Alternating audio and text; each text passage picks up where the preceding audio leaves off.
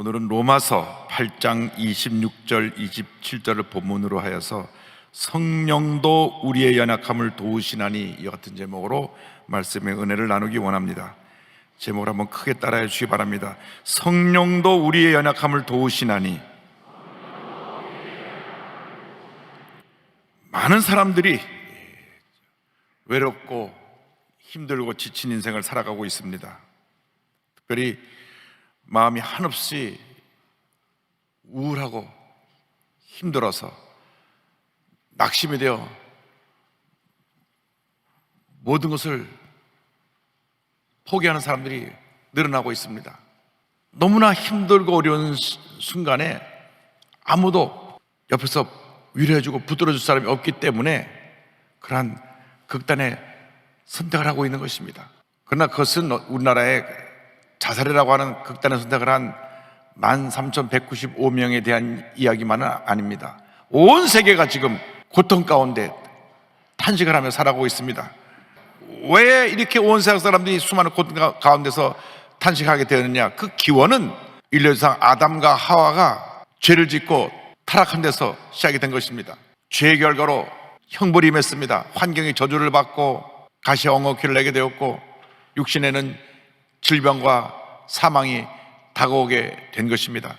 온 우주 만물을 하나님께서 지으시고 생육하고 번성하고 다스리라고 하는 축복을 주셨는데, 아담과 하와가 그 축복을 받아 누리며 하나님께 영광을 돌리며 살아가는 삶을 살면 늘 풍성한 은혜와 축복 속에 살았을 것입니다. 그런데 마귀의 꼬임을 받아서 하나님이 금하신 선악과를 따먹음으로 죄가 들어왔습니다.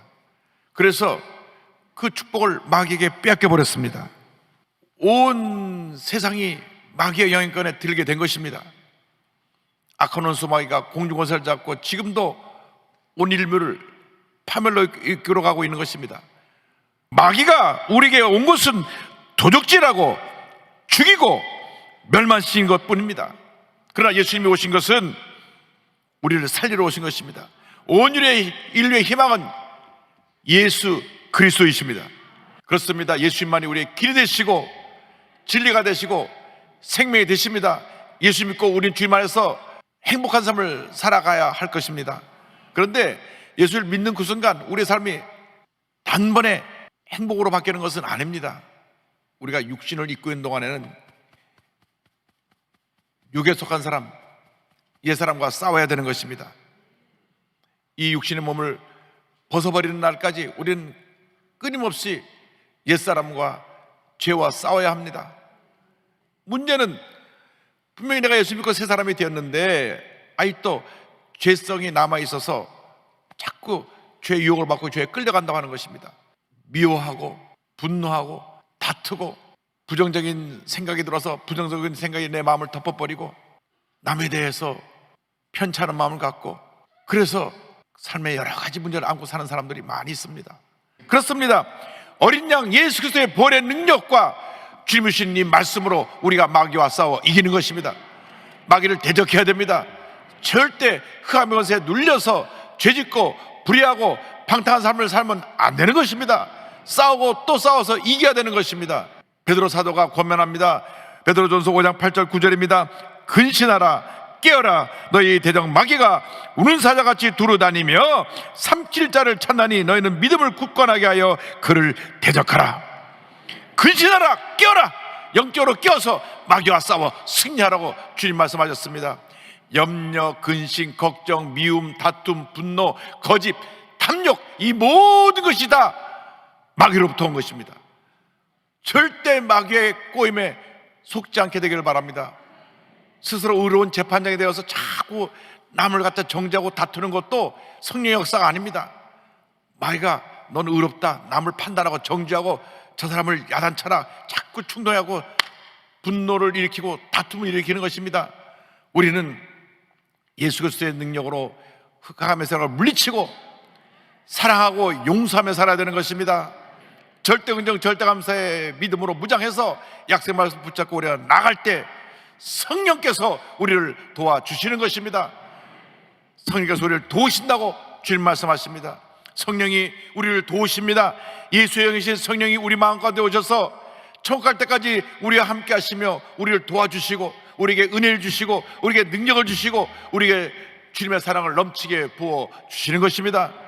내가 너에게 첫 번째 보혜사로 왔는데 나와 똑같은 보혜사가 와서 너를 도와줄 것이다. 그것이 바로 성령님이시다고 주님 말씀하셨습니다. 성령이 우리에게 임하면 성령께서 우리를 진리 가운데 인도하시고 주님의 은혜로 충만하게 만들어 주시는 것입니다.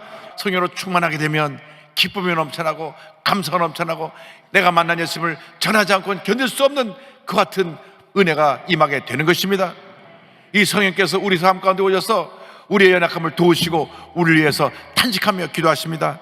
로마서 8장 26절입니다 26절 말씀을 다 같이 우리가 함께 고백하겠습니다.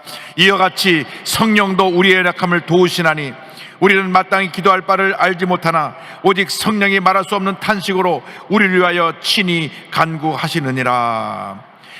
성령도 우리의 연약함을 도우시나니, 우리의 연약함을 도우시나니, 우리의 연약함을 도우시나니. 할렐루야. 우리는 마땅히 어떻게 기도할 바를 알지 못하지만은 어떤 내용으로 어떻게 기도를 드려야 될지, 내 삶의 어떤 문제를 어떻게 알아야 될지 알지 못하지만은 성령께서 내 속에 오셔서 말할 수 없는 탄식으로 우리를 대신하여 하나님께 간구하고 계신 것입니다. 그러므로 성령님을 인정하고 환영하고 모셔드려야 됩니다. 성령님, 내 마음 가운데 오시옵소서. 성령님이여, 내 마음을 붙들어 주시옵소서. 성령님이여, 내 마음을 치료하시고 용서하시고 다스려 주셔서 주님의 기쁨이 넘쳐나게 하여 주옵소서. 성령님이여 오셔서 나를 치료하시고 나를 어루만져 주시고 나를 대신하여 하나님께 간구하여 주옵소서. 그때 성령께서 내 마음을 어루만져 주시고 나의 상처를 보듬어 주시고 치료해 주시며 나를 강건하게 만들어 주시고 주님의 은혜 가운데 굳건히 서게 만들어 주시는 것입니다. 성령께서 우리 위해서 간구하십니다. 간구하시는 성령에서 대하여 27절에 이 말씀이 이어집니다. 마음을 살피시는 이가 성령의 생각을 아시나니 이는 성령이 하나님의 뜻대로 성도를 위하여 간구하심이라. 성령께서 우리 마음 가운데 오셔서 하나님의 뜻 가운데 우리를 인도하시고 하나님의 뜻을 따라 우리를 위해서 간구하시는 것입니다. 그러므로 우리는 늘 성령께서 내 마음에 찾아와서 주님의 음성을 들려주도록 영적으로 깨어 있어야 됩니다. 기도로 깨어 있고 감사로 깨어 있고 찬양으로 깨어 있고 말씀으로 깨어 있는 여러분 되기를 바랍니다. 기쁨으로 감사하며 찬양할 때 성령이 역사하십니다. 말씀을 잡고 기도할 때 성령 역사하시는 것입니다. 염려할 시간에, 근심할 시간에, 걱정할 시간에, 남과 다투고 싸울 시간에 엎드려 기도하고 부르짖으면 기적이 일어나는 것입니다. 하나님의 은혜가 임하는 것입니다. 축복이 다가오는 것입니다.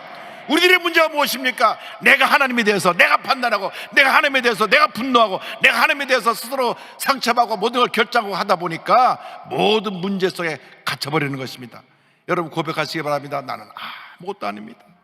주님만이 나의 모든 것 되십니다. 그때 성령께서 강물처럼 내 마음속에 넘쳐나서 위대한 하나님의 역사를 이루시는 것입니다. 성령이여 나를 도와주옵소서.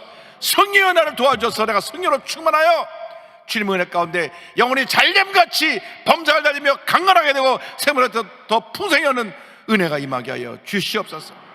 1903년 8월 중국에서 선교하던 화이트 선교사님의 방문을 계기로 해서 선교사님들이 함께 모여서 기도회를 갖기로 했습니다. 원산에서 남감리교회 파송 선교사님과 캐나다 장로교 선교사들이 함께 모여 성경 공부 및 기도 모임을 하게 되었는데, 그때 선교사님들이 돌아가면서 말씀을 전할 때 하디 선교사에게 기도에 대해서 말씀을 준비해 달라고 했습니다.